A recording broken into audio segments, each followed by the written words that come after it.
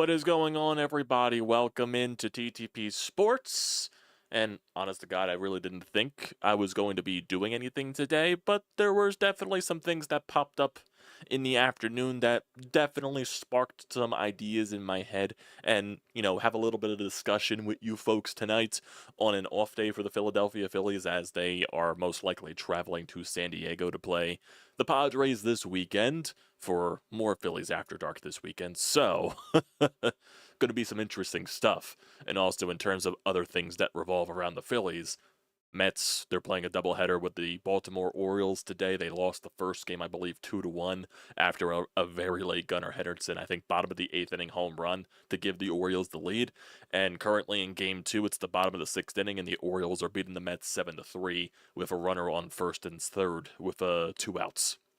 So if things stay up, the Mets are most likely getting swept in that doubleheader after winning the first game against Baltimore. But that doesn't really matter right now. Doesn't really matter right now. Because, talking about Phillies, we're talking some trade ideas.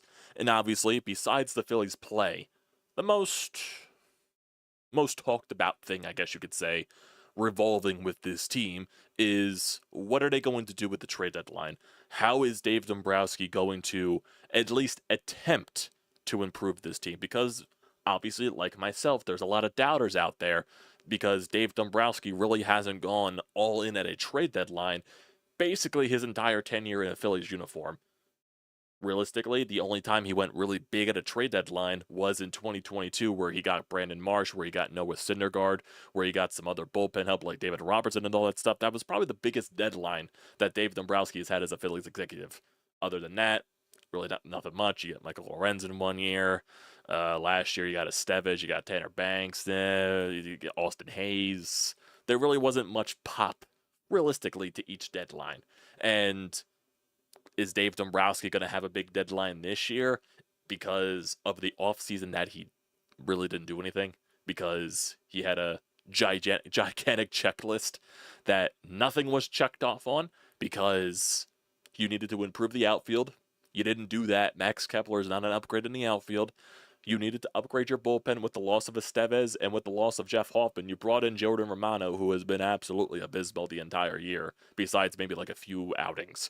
It's basically Jordan Romano's either very good or he blows up. It's just that crazy with Jordan Romano, and more of the times he's blowing up. So, yeah, the experience is not fun. I will not want to relive what happened the other night when he allowed it inside the park walk-off home run. Yeah, that definitely still stings today. But is Dave Dombrowski going to get desperate? Is Dave Dombrowski going to actually go with a plan in the trade deadline and actually trade away some top prospects to maybe get some good talent in here for the Phillies that could actually make people start to buy in, start to believe that they can actually be a World Series contender, World Series championship caliber team? Because, like I keep saying, like we all keep saying, the things that this team needs, they need bullpen help. Obviously, the bullpen depth is just non-existent. Non-existent at all. You also need bats. You need a couple of bats. You need power in this lineup.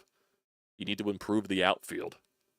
And I keep saying that it's very impossible for David Dombrowski to fix every single issue at this year's trade deadline. It's just physically impossible with the way the trade deadline has shaped into ever since they added the extra wildcard spots. Most teams are not selling. Most teams that probably still think they're involved, they're not going to sell. And if teams do sell, which is a very few amount of teams, it's going to be for exorbitant prices. And if you're trying to go out there getting a big-time bat, you're going to be paying a lot. If you're trying to go out there getting a big-time arm, especially these guys have controls and they're not rentals, you're going to be paying a lot. You're going to be paying a lot of prospects. So, I don't know if you could fix everything. I really don't think you could fix everything. But there have been some things that have been popping up this afternoon. A couple of articles, mainly from two people that I think where the buzz feels real. It's not like a typical MLB insider where it's John Heyman, Bob Nightingale, Jim Bowden, and all that stuff where those guys really spurt out. Even though I think those guys do have their sources, obviously they're national reporters for Major League Baseball. I kind of think they just do say things that people just, people want them to say and not really give out the full type of information or something like that. These are for more two people that I think where the buzz is actually feeling real. One of them is from a Phillies source. One of them is basically a National Baseball insider, probably the biggest National Baseball insider, and that's Jeff Passan. And then you also have Matt Gelb from the from the Athletic, talking about possible things that the Phillies could be looking for at this trade deadline, and it kind of does make your eyebrows raise a little bit. It definitely does. So we'll get to the Matt Gelb article. We'll also get to the little bit of an insight from what Jeff Passan said. Those are in a couple of articles from Tim Kelly on Auden Patterson, so he summarized that pretty well. But let's get to the Matt Gelb article from the Athletic or the New York Times, whatever you choose. But it brings out what the Phillies are more interested in going in towards this trade deadline, because it definitely raises some eyebrows a little bit. It definitely does. So basically, I'll just go through the entire article, try to go through it as quickly as possible from here. But Matt Gelb labels what we're hearing about the Phillies' trade deadline plans. Will they take a bigger swing? Question mark. The Phillies have acquired 5 major league players over the past 2 trade deadlines, with 3 of them were rentals. They were the biggest. They were the biggest July targets for Dave Dombrowski, the president of baseball operations. Added Michael Lorenzen, Carlos Estevez, Austin Hayes as temporary boosts. The Phillies explored deals for meaningful players with more club control, but weren't willing to meet the price or offer a compelling enough package to try to pry those guys loose. This July, they find themselves in a similar spot. They need bullpen help again. They could use another right-handed bat again. They have used mid-tier prospects to patch holes in previous deadlines, but they have taken a different tone this time, according to officials from the rival clubs who have spoken to the Phillies as the trade package landscapes crystallizes. The Phillies, for now, sound more willing to trade bigger prospect chips for controllable big leaguers, especially a shutdown late-inning reliever. The Phillies have a top-heavy farm system. Major League sources said initial indications are the Phillies want to shop this July in a more expensive aisle than the rental one. They have the prospects to do it. Whether that comes to fruition through a larger acquisition remains to be seen. The Phillies talked last winter about being creative and engaged in various clubs in trade discussions, but they were unwilling to sacrifice top prospects. They settled for 3 one-year, 3-agent contracts with Max Kepler, Jordan Romano, and Joe Ross, but also swung a meaningful trade for Jesus Luzardo. Now Dombrowski is attempting to undo his offseason mistakes. That means sacrificing good prospects for win-now moves. The Phillies have a specific interest in the American League Central. They began scouting the Minnesota Twins more heavily this week in anticipation for them being big sellers. League sources said Griffin Jax and Jhoan Duran will be prize targets if Minnesota makes them available. They're expected to be listening. There is also a potential max with the Cleveland Guardians, who boast a deep bullpen headlined by Emmanuel Clase. Teams expect Cleveland to take offers on Clase, who is signed through 2026, with $10 million club options for 27 and 2028. Any of those relievers will cost the Phillies multiple top prospects. If the Phillies landed one, it would fill an immediate hole and also provide future bullpen stability. It also, in essence, prevents the Phillies from being in the same spot next July. Within the front office, a fascinating debate will ensue. The Phillies know their current roster is aging. It's imperative they backfill the younger players beginning in 2026 if they are to build a sustainable winner. But flags fly forever, and it's impossible to assume they will have a robust starting rotation in the future seasons as they do in 2025. The Wheeler window lasts through 2027, and with collective bargaining agreements expiring prior to December, there is no guarantee there will even be Major League Baseball in 2027, and might be time to take a bigger swing. The rest of the article, when the Phillies progressed in trade talks, talking about, Garrett Crochet, all that stuff, they were steadfast in saying that Andrew Painter was untouchable, and most people are still saying that Andrew Painter is untouchable. They have held firm on that stance since July, but everything else in the organization, according to league sources, might be available to varying degrees, so that probably means Justin Crawford and also Aiden Miller. That would include Aiden Miller, Justin Crawford, blah, blah, blah, blah, blah. They might be more willing to part with infielder Arun Escobar, who was promoted to high A Jersey Shore this week. Rival evaluators are high on Escobar, who hits the ball hard, but are uncertain about his positional future. Same with 18-year-old catcher Eduardo Tate, who will head to Atlanta this weekend for the Future Games Showcase, blah, blah, blah, blah, blah, blah, blah, blah, blah, blah, just basically talking about which players they're willing to dilt. It's still a very long article. You could definitely go read that on The Athletic or New York Times if you do have a subscription. You can also probably try to find it illegally. I'm not recommending that. I'm not recommending that, but it's probably also a source to where you could probably find illegally. So basically, it's realistically just talking about which Phillies, what they're interested in, and all that stuff. just trying to look through the rest of this article just to see where everything else is. He also does bring up once again with the David Bednar stuff and the Santana stuff. Phillies have interest in Pirates reliever David Bednar, as reported by the Pittsburgh Post-Gazette, but Bednar is merely one name on their list as the deadline inches closer, so they probably have a bunch of players on their list as they're looking towards the trade deadline.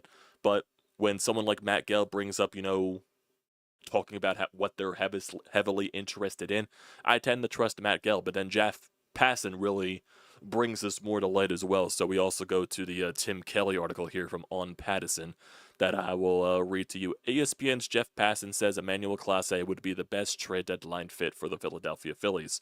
So Tim Kelly, he put up a couple of articles from today as well, basically just restating a lot of this stuff. But here's basically the quote from Jeff Passan that really sheds the light here on this entire thing. So, as the Phillies are aiming high, this is the quote that Tim Kelly posted in the article here on Pattison. As long as the Phillies are aiming high, and nobody aims high quite like Dave Dombrowski, he hasn't done that much for the Phillies. Go figure. Perhaps they could take a run at landing both Clase and Stephen Kwan from Cleveland. Maybe it would take Andrew Painter, maybe Aiden Miller, maybe Justin Crawford. Regardless, the Phillies window is closing, and getting both club control. Clase is under contract through 2028, and Stephen Kwan is through 2027. And cost certainly, Clase is due $26 million for the next 3 years, and Kwan is less than $20 million for the next 2. Would make dealing high-end prospects significantly more palatable for the Phillies. So basically, then Tim Kelly goes through the entire thing with Emmanuel Clase, just talking about the type of pitcher that he is, and basically everything else. But yeah, if you can get a pitcher with the high profile that is Emmanuel Clase, that would improve your bullpen a lot. And also Matt Gelb, like he also mentions, the Twins relievers with Griffin Jax and Jhoan Duran. Will also bring up those numbers because Jhoan Duran is also an elite reliever in Major League Baseball. He would be a major get for this bullpen as well, even though I don't think he'll go for majority elite relievers, even though I would find that very fun. And it would definitely, if you get 2 elite relievers with Clase and Duran, which I don't think that's going to happen, that would make your bullpen mightily improved. And it would make me feel a lot better about the bullpen because you got 2 established arms in there, even though that's still with the lefty depth, it's still non-existent. But something. It's something. So Jeff Passan and Matt Gelb, it definitely makes some eyes, makes the eyebrows raise a little bit. And Stephen Kwan would definitely be a good get as well, if that's the case. If they, make a package to Cleveland for Clase and Stephen Kwan, that would be very good. A lot of, old school baseball guys would love Stephen Kwan because he's just a pure contact hitter. He does have some some underrated pop in his bat. He does hit the ball very hard, even though the power numbers definitely aren't there. He does have surprising pop sometimes when he does swing the bat. He just hits the ball hard, and he hits it all over the place, and he actually plays a very good outfield. He's been a Gold Glove left fielder for the past few years now, so that would be an immediate upgrade in left field over Max Kepler, even though you're kind of taking the power away in that sense, even though Kepler doesn't hit it consistently at all.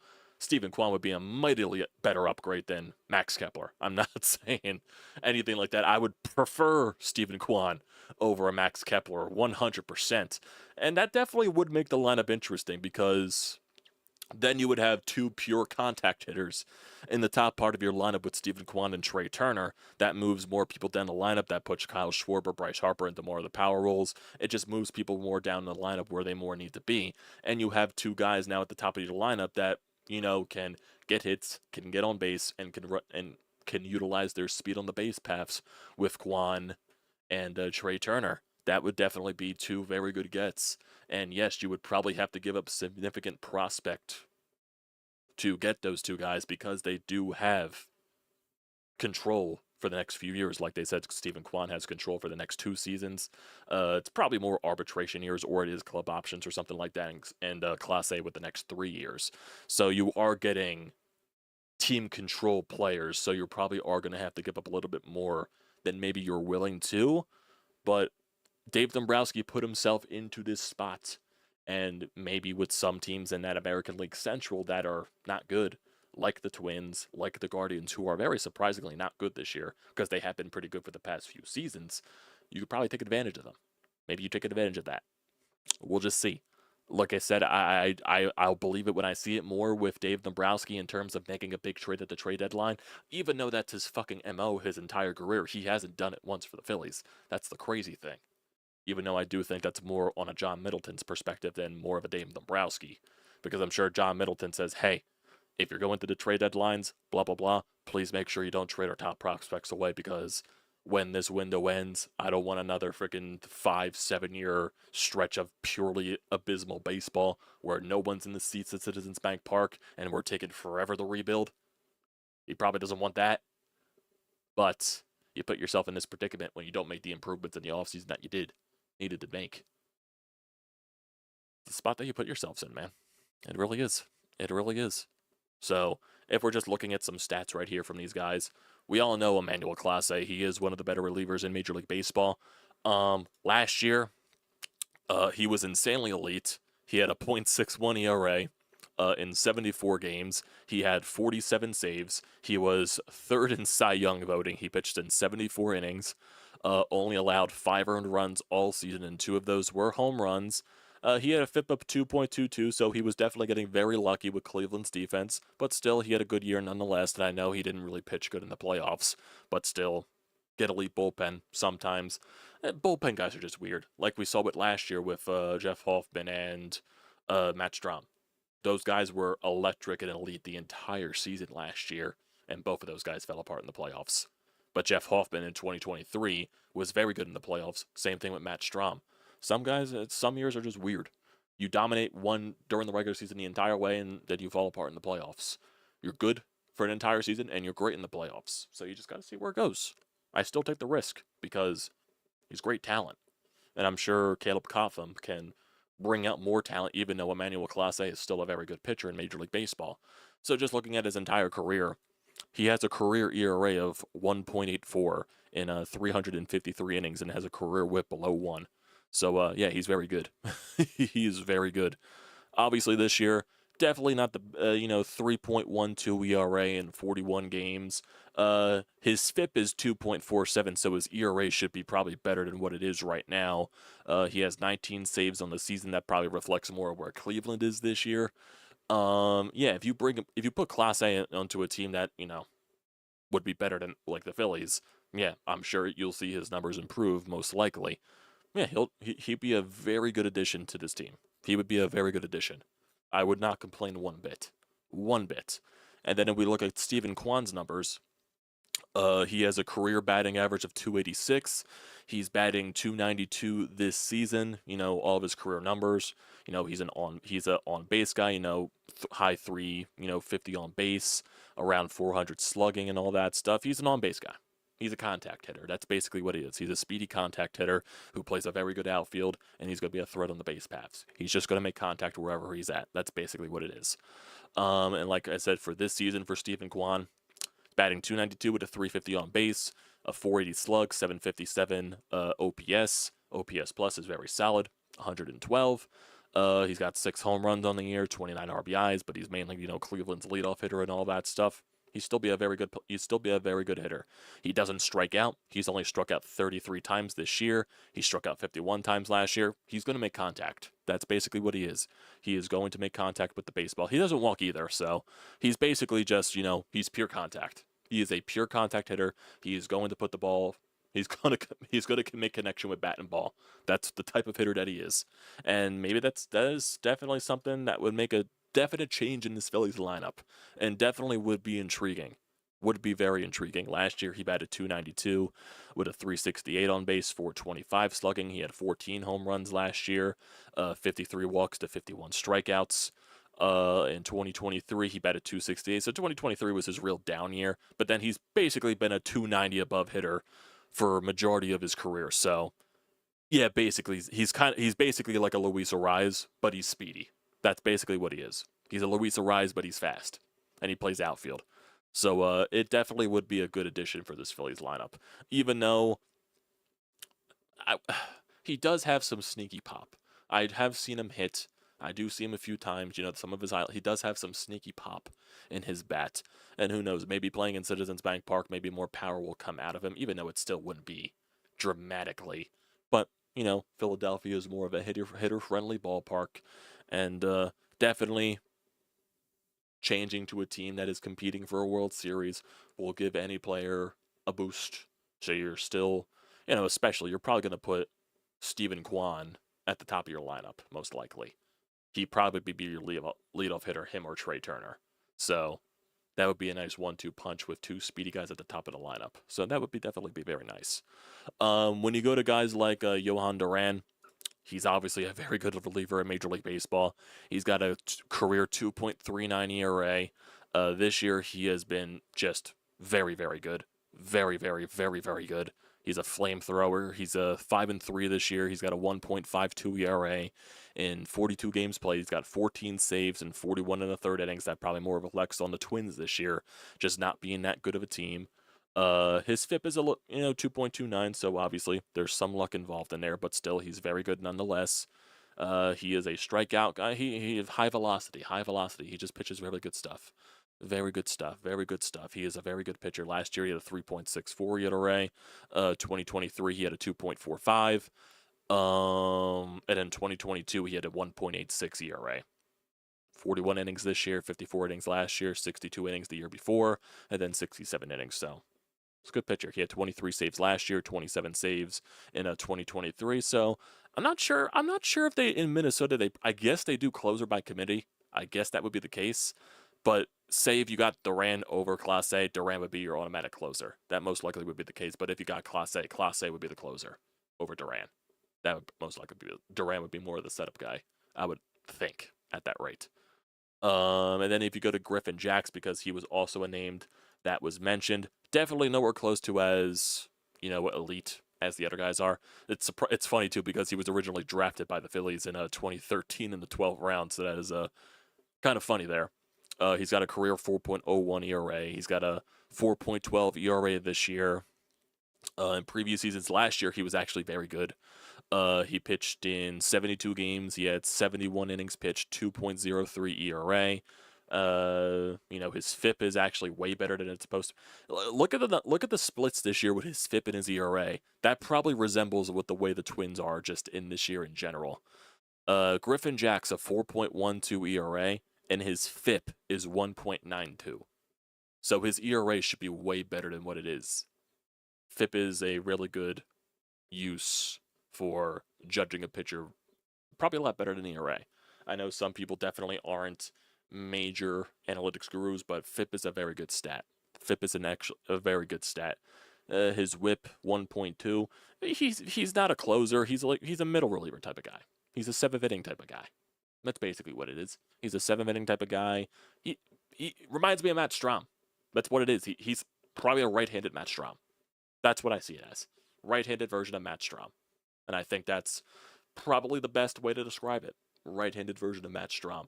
It definitely wouldn't be anything too crazy, but he definitely would not be like the main guy in the package. He's probably someone that gets thrown in too. He's a right-handed version of Matt Strahm. I think that's probably the best way to describe it, just looking at his numbers. It would still be better than anything else you have in the bullpen. It would still be way better than Jordan Romano. It would still be way better than Joe Ross. So you also got to take that into consideration as well. Any of these guys would be upgrades over most of the people in the bullpen. Probably besides, they would be probably way better additions to the bullpen. They are. Emmanuel Clase would probably be your best reliever if you got him. Duran would be your best reliever if you got him. Griffin Jax would be probably your third or fourth best reliever. Probably third best reliever at this point. So, you got to handle. These guys would be way better in the Phillies bullpen. They would just make the Phillies bullpen way better because there's so much other crap in the bullpen. That's how bad the Phillies bullpen is. It's absolutely crazy. It is absolutely crazy how bad the Phillies bullpen is. So it just like you take those. I would take those guys in a heartbeat just to improve the goddamn bullpen. Like it's that crazy. It's that insane. Oh man. Oh man. Oh man. Oh man. Oh man. Oh man. What else is there? What else is there? There definitely isn't anything on Twitter. We're not going to hear much until we probably get closer to the trade deadline with this Phillies squad. But it's definitely some interesting things to talk about here. That a lot of people are now saying it sounds like Dave Dombrowski is actually trying to make big moves at the deadline this year, but still that comes to the fact that he forced his hand because he had such a terrible offseason. That's basically it. You put yourself in this position because you didn't improve the team in the offseason. Now, you got to go most likely give up significant prospect capital and your top end prospects to go get guys that will make this team better. And it does make sense. You want to keep this window open as long as possible. And if you get a guy like Emmanuel Clase, who has a lot of team control, he'll be your best. You basically have your de facto closer for the next 2-3 seasons. Stephen Kwan, you have him for the next 2-3 seasons as well. There's your left fielder every day for the next couple of seasons. You won't have to worry about that position. Granted, Stephen Kwan's a left-handed hitter, so that would just add another lefty to this damn lineup. So you would still need to find a right-handed bat, even though it doesn't really sound like they're prioritizing lineup guys. They're prioritizing bullpen pieces. So we'll just have to wait and see where this goes. But it definitely is intriguing that there is, like I said, with some people that are out there that are talking about this, specifically Jeff Passan, specifically Matt Gelb. I think when Jeff Passan really brings it up, I think there's more smoke to the fire. There's definitely more that meets the eye with what he's talking about. That's probably what he's hearing. More than when you hear from someone like a Bob Nightingale, like a John Heyman, like a Jim Bowden and all that stuff. I trust Jeff Passan more, obviously. It's like when a Jeff Passan or a Ken Rosenthal probably brings that up. And for Phillies insiders, since Jim Salisbury really isn't around anymore, because he's mostly retired at this point, even though I still think he's kind of reporting. I know he's doing a podcast with Ruben Amaro and Todd Zalecki, I think. But he doesn't. You really don't see him on the sphere of Phillies news at this rate. So when Matt Gelb, because I guess Matt Gelb at this point and Todd Zalecki are probably like the top Phillies insiders. So definitely would trust those guys when they say something. There's smoke to the fire, most likely. So it's some intriguing stuff. It definitely is. So we'll see. When is the trade deadline at this point? Is it at the end of July usually, beginning of August at this point? When is the MLB trade deadline? Trade deadline date. It is July 31st this year at 6 p.m. July 31st. So that's a Thursday. So we'll see. We'll see. We'll see where things go. So we do have a couple of voicemails here, obviously. We have one from Sean. We have one from Zach. So we might as well get to that stuff right there. And if anybody wants an update from the Mets and the Orioles are still winning 7-3 in the bottom of the eighth. So barring anything disastrous, the Orioles look like they will sweep the Mets in the doubleheader, and that will help the Phillies mightily. So that'll put the Phillies a game and a half above the Mets in the standings. So let's get to the phone calls. Let's get to Sean. So let's talk Phillies trade rumors. Now, most of the ones that I've seen prior to the ones lately, I honestly have zero interest in. I'm not trading, let's say, Justin Crawford to Boston for Aroldis Chapman. I'm not trading for Eugenio Suarez. I have no interest in him. I'm not trading Arun Escobar for Ryan Helsley. That's just me. I'm not doing it. The one that seems to be picking up steam that does pique my interest is with the Guardians. And not just for Clase for me, but you throw Stephen Kwan in there, then I'll sit down and consider it.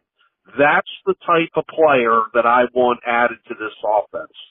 I've heard Duran from Minnesota. Again, I want more than that. The Cleveland one is the one that piques my interest. You offer me Clase and Kwan or Josh Gaddis, Kwan, and something else, I'll listen when it comes to Justin Crawford, Escobar, Aiden Miller, etc. The other rumors, no. That one, full steam ahead. Yeah, I do think with these trade rumors at the same time, maybe that's also the thing why we're not seeing Justin Crawford being brought up at all. Brought up to Major League Baseball. Maybe they're just keeping him down there to make sure his numbers stay very good, and that just constantly boosts his trade value. Maybe that's the reason why we haven't seen Justin Crawford at all. Maybe that could be the case. And some of these other prospects, I'm sure they're up in the air. They're obviously going to be involved in these trade talks, like the Arun Escobar and all that stuff. I feel like they're still hesitant with trading Aiden Miller. Obviously, they don't want to trade Andrew Painter. That's obviously the case. They still deem him untouchable. I still think with Aiden Miller, they're kind of hesitant on that fact. I really kind of do. But we'll see where things go. I'm sure if they get a trade package that just blows them away, they would consider trading Aiden Miller. But still remains to be seen. But yeah, I definitely think Justin Crawford will be part of a package. Mick Gable probably will be part of a package, maybe. Some of these other prospects probably will. And if you do get a package of a Stephen Kwan and an Emmanuel Clase, that'd be very good for your offense and also your bullpen. But still, it wouldn't be enough in my personal opinion. You still need way more. If you're going like trade deadline move, obviously of Clase and Kwan, that's a very good trade. It's a very good addition to your team. Still need way more. I would need another bullpen arm. You need a right-handed power bat. You need a power bat. This team still does not have power. Besides, really, Kyle Schwarber. If Bryce is figuring it out, if he does go on a big stretch of hitting for power, I still would need a right-handed power bat because that's two lefty power bats in your lineup. You need a right-handed power bat. And Nick Castellanos was supposed to be that guy. He's not that guy consistently enough. Trey Turner is more of an on-base guy at this point, even though he still sometimes supplies power here and there. Still hasn't had a home run at home, shockingly, which is very weird. But you need a right-handed power bat. Alec Bohm obviously isn't that guy, and then the rest. You need a right-handed power bat. I don't know where they're going to get that from. Obviously, I don't think that's what they're prioritizing. But we'll see. We'll see. Last call here from Zach, and then we'll get to you guys in the chat and wrap things up. Yo, what's up? I'm Amadeo. First time calling in a little bit. Missed you the last couple of days, especially that abomination of a game. Should have joined the Tuesday live night stream, was then. that? Should have joined the live stream during that. Dude, holy shit. I fell asleep. I was like nodding off. It was like 12 o'clock. Kyle Schwarber hits that fucking blast, and I hear it. I'm like half asleep. I'm like, oh shit. We got the lead. I'm hearing Tom McCarthy. I'm like, oh shit. And then I fell asleep. We're up 3-1. I woke up at like 4 in the fucking morning in a cold sweat, and I'm just like, oh shit. Did they win? I checked my phone, which is like basically dead. Fucking lost. 4-3, but you already know that. But my God, dude, I just, like, the Phillies, they never fail to surprise you. But glad they were able to salvage yesterday. So, I mean, hey. But trade rumors, that's really what I want to get into. I just want to give a little story time there. I know that time, but Clase, Kwan, Jax, and Duran, I think, priority has to be bullpen, but I really like the idea of adding Stephen Kwan. He's a good hitter. He's an average hitter. He's a good defender, so, yeah. And I'll take any of those relievers, man. Like, preferably you want Clase or Duran, but hell, if it's Griffin Jax, we'll take him. Because we need, more than anything, we just need bodies in that bullpen, dependable, decent ones. So, yup, under 2 minutes here, so go Phils. Peace. Yeah, that is very fun. You should have joined the freaking live stream during the game on Tuesday. You would have saw my reaction right then and there. I was definitely flabbergasted, to say the least. That definitely was the case. But yeah. If you make a trade for either of those two, it'd be very good. It'd be very good. Not downplaying that whatsoever. It'd be a fantastic move to bring in guys like Emmanuel Clase and a Stephen Kwan to this team. It would improve the lineup. It would improve the bullpen more. But still, it's when Dave Dombrowski doesn't make more moves in the offseason, he's got to make more moves at the trade deadline. Those two would be a very great get-up. I would still need more. I need fucking one more bat, man. If you get those two, I would need one more bat. And maybe you find middle relief as well. I don't know. But still, it would be a good get. I'm not downplaying that whatsoever. So, Mets and Orioles, they're in the top of the ninth inning. Brett Beatty led off the inning with a single. And now it's Mark Vientos up with a 0-2 count. So, I want to see where everything ends. So, Anthony Dominguez is pitching. So, we'll see where everything goes. and Sir Anthony just struck out Vientos. So there's one out there in the top of the ninth. For the Baltimore Orioles, we are Baltimore Orioles fans here, Zach. What else is there? What else is there? Got you guys in the chat right here. I'll probably just stay on until this one game ends. Then we'll wrap it up. Got you guys in the chat as I watch the rest of this Orioles and Mets game. Your O's are spanking the Mets right now from Frank. IMO, you need 2 of 3 of Clase, Duran, and Jax to have a real shot. Yeah, I definitely would agree with that. Clase, maybe you trade for Jax or something like that. Would be interesting. Or if you do go get a Dennis Santana from the Pittsburgh Pirates, he would be a good middle relief type of guy. It would definitely improve that. Really haven't heard much on Eugenio Suarez. Not really much. Not really much. So we'll just see where everything goes. They probably have a list of a lot of people, and and it probably does sound like Clase is the top of their list. What else? Getting rocked in the minors, so I don't think teams want Painter since he's not a major league ready. Yeah, probably. Probably. Only concern for Clase is how bad he's been in the playoffs the past couple of years. That's a risk. That's definitely a risk you should take, just to fix your bullpen. But still rather have Clase over Romano and Ross. Oh, definitely, definitely. Call Baltimore for Dominguez and Soto again. Funny.